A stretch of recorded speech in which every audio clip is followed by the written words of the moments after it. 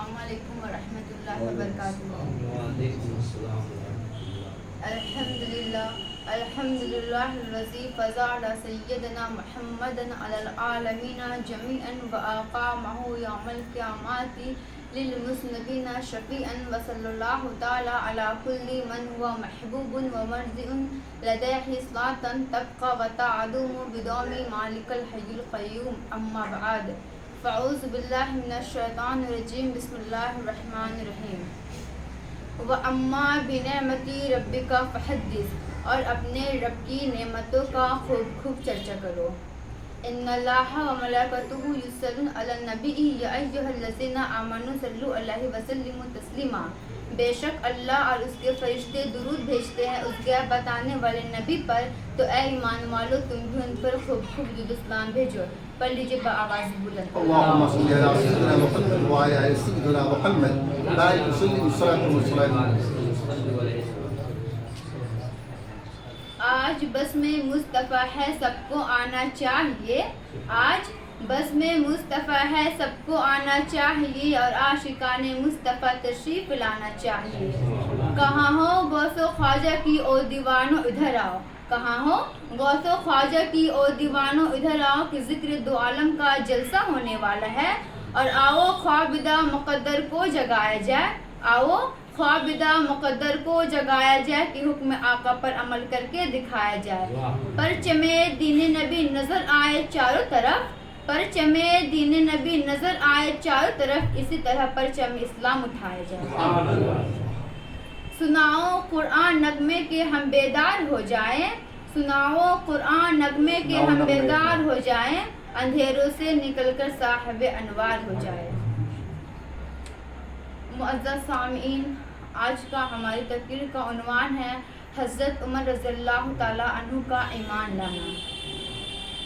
کسی نے کیا خوب لکھا ہے کہ قتل کرنے چلے جب نبی کو عمر، راستے میں کسی نے کہا روک کر کیوں ہو اتنے خفا، جا رہا ہے کدھر، جا کے اپنی بہن کی ذرا لے خبر، ہو گئی ہے فدا رب کے محبوب پر، دل تو دل ہے زباں سے یہی کہہ رہی کہ میرے آقا کا کوئی جواب نہیں، میرے مولا کا کوئی جواب نہیں. حضرت عمر رضی اللہ تعالی عنہ عرب کے مشہور اور بہادر پرجوش جوان شخص تھے. قریش کی طرف سے بیرونی ممالک میں آپ کو ہی سفیر بنا کر بھیجا جاتا تھا. ایک دن قریش کے ترغیب دلانے سے حضرت عمر حضور صلی اللہ تعالی علیہ وآلہ وسلم کو قتل کرنے کے ارادے سے نکلے. راستے میں کسی نے روک کر اطلاع دیا کہ پہلے تم اپنی بہن اور بہنوئی کی خبر لو. وہ بھی مشرف با اسلام ہو گئے. اتنے میں حضرت عمر غصے کے عالم میں جاتے ہیں اپنی بہن کے گھر. ابھی دروازے کے باہر ہوتے ہیں، اندر دستک نہیں دیتے کہ یہ دونوں حضرات قرآن شریف کی تلاوت کر رہے تھے. تو ان دونوں کی آواز کو حضرت عمر سن لیتے ہیں تو غصے کے عالم میں اندر آتے ہیں اور ان دونوں کو خوب مارتے ہیں. اتنا مارتے ہیں کہ وہ دونوں زخمی ہو جاتے ہیں، لیکن پھر بھی یہ دونوں حضرت اسلام پر ڈٹے رہتے ہیں. تو حضرت عمر دیکھتے ہیں کہ میں نے انہیں اتنا مارا کہ یہ دونوں زخمی ہو گئے، لیکن پھر بھی اسلام سے پھرنے کے نام نہیں لیتے. تو ان دونوں کی استقامت دیکھ کر حضرت عمر کے دل میں کچھ اثر ہوا. اور اتنے میں حضرت عمر فرمانے لگے وہ کیا کلام تھا جو تم لوگ پڑھ رہے تھے. تو آپ کی بہن کہنے لگتی کہ انہیں ناپاک لوگ نہیں پڑھ سکتا، انہیں کافر لوگ نہیں پڑھ سکتا، جائیں پہلے جا کر غسل کریں. اتنے میں حضرت عمر جاتے ہیں اور غسل کر کے آتے ہیں تو آپ کی بہن سورہ طٰہٰ کی ایک آیت آپ کو پڑھ کر سناتی ہے. بس اتنا پڑھنا تھا کہ آپ کے دل میں اتنی رقت طاری ہو گئے کہ آپ کے آنکھوں سے بے ساختہ آنسو جاری ہونے لگے. اتنے میں اتنے میں حضرت عمر کہتے ہیں کہ بہن مجھے میرے آقا کے پاس لے کے چلو، مجھے وہاں جانا ہے، مجھے بھی ایمان لانا ہے، مجھے بھی کلمہ پڑھنا ہے، مجھے بھی مسلمان ہونا ہے۔ اتنے میں آپ کی بہن حضرت ارقم کے گھر جاتی ہے۔ حضرت ارقم کے گھر جاتے ہیں، جب وہاں پہنچتے ہیں تو حضور صلی اللہ تعالیٰ علیہ وآلہ وسلم کے ساتھ تمام مسلمان حضرت ارقم کے گھر میں جمع تھے۔ حضرت عمر جاتے ہیں اور حضرت عمر جاتے ہیں تو حضور صلی اللہ تعالیٰ علیہ وآلہ وسلم کے قدم مبارک میں گر جاتے ہیں اور کہتے ہیں میرے آقا مجھے کلمہ پڑھا دے، مجھے مسلمان بنا دے، مجھے مسلمان بننا ہے، مجھے ایمان لانا ہے۔ تو حضور صلی اللہ تعالیٰ علیہ وآلہ وسلم کو اتنا سنت تھا کہ آقا صلی اللہ تعالیٰ علیہ وآلہ وسلم انہیں کلمہ پڑھاتے ہیں اور وہ مسلمان ہو جاتے ہیں۔ در حقیقت آپ اس وقت مسلمان ہو چکے ہوتے ہیں۔ آپ کے مسلمان ہونے سے تمام مسلمان اتنے خوش ہوتے ہیں کہ زور سے نعرہ تکبیر بلند ہوتا ہے اور آپ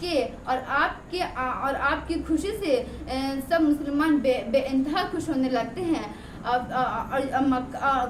لگتے ہیں مکہ کی گھاٹیاں زور سے نعرہ تکبیر بلند ہوتا ہے جس سے مکہ کی گھاٹیاں گونج اٹھتے ہیں اور اس دن سے سب مکہ کی گھاٹی سے نکل کر میدان میں آ جاتے ہیں۔ جو نمازیں چھپ کر پڑھی جاتی تھی اب وہ نمازیں اللہ کے گھر میں پڑھی جائے گی، کیونکہ حضرت عمر آ گئے۔ حضرت عمر وہ ہستی ہے جس کو اللہ تعالیٰ نے اس دنیا میں بھیجا، کیونکہ ہمارے آقا صلی اللہ تعالیٰ علیہ وآلہ وسلم نے انہیں دعاؤں میں مانگا تھا۔ ہمارے آقا نے خود انہیں دعاؤں میں مانگا تھا حضرت عمر کو۔ حضرت عمر وہ ہستی ہے جس نے شیطان دیکھتا تھا تو اپنا راستہ بدل لیتا تھا۔ اسی لیے کسی نے کیا خوب لکھا، مرد جلال مرد ہنر بھیجنا پڑا، مرد جلال مرد ہنر بھیجنا پڑا، فولاد سے بھی مرد جلال مرد ہنر بھیجنا پڑا، اونچا بدن پر اونچا ہی سر بھیجنا پڑا، سب سے بڑے نبی کی حفاظت کے واسطے فولاد سے بھی سخت بشر بھیجنا پڑا، پڑھنے لگا تھا زور جہالت کا فوج کا، پڑھنے لگا تھا زور جہالت کا فوج کا، روئے زمین پر رب کو عمر بھیجنا پڑا۔ سبحان اللہ۔ کون عمر؟ وہ عمر جس نے سب سے پہلے اعلان ہجرت کی، وہ حضرت عمر بن خطاب ہے۔ جس کے سائے سے کفر لرزتا تھا وہ حضرت عمر بن خطاب ہے۔ جس کے سائے سے شیطان بھاگتا تھا وہ حضرت عمر بن خطاب ہے۔ جس نے 22 لاکھ مربع میل پر اسلام کا جھنڈا لہرایا وہ حضرت عمر بن خطاب ہے۔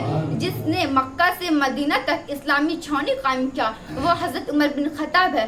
جو حسین ابن علی کے لیے اٹھ کر کھڑے ہو جاتے تھے وہ حضرت عمر بن خطاب ہے۔ جس نے کلمہ حق پڑھا پھر چھپایا نہیں وہ حضرت عمر بن خطاب ہے۔ جس کا حق زباں بولتا تھا وہ حضرت عمر بن خطاب ہے۔ جس نے پہلی مرتبہ ہر مسجد میں خطیب اور امام کا تقرر کیا وہ حضرت عمر بن خطاب ہے۔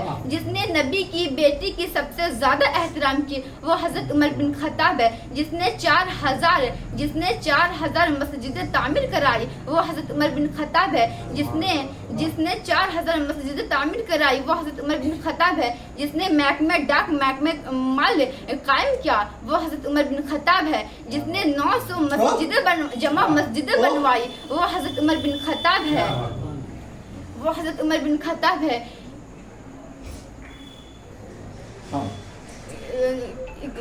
کون عمر؟ وہ عمر جس کے بارے میں آقا فرماتے ہیں کہ اگر میرے بعد کوئی نبی ہوتا تو وہ حضرت عمر بن خطاب ہوتے۔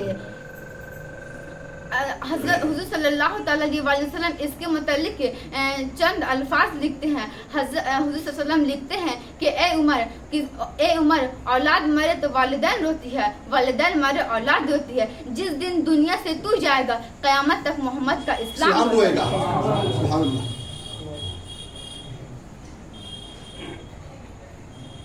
جی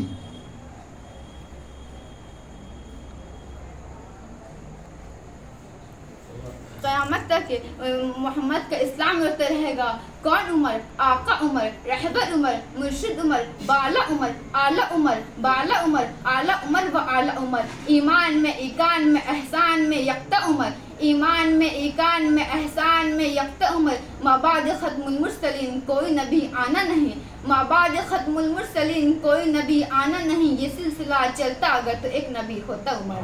اب میں اپنی تقریر کو اسی وقت ختم کرنا چاہتی ہوں۔ السلام علیکم۔ یہ تھی عالیہ فردوس۔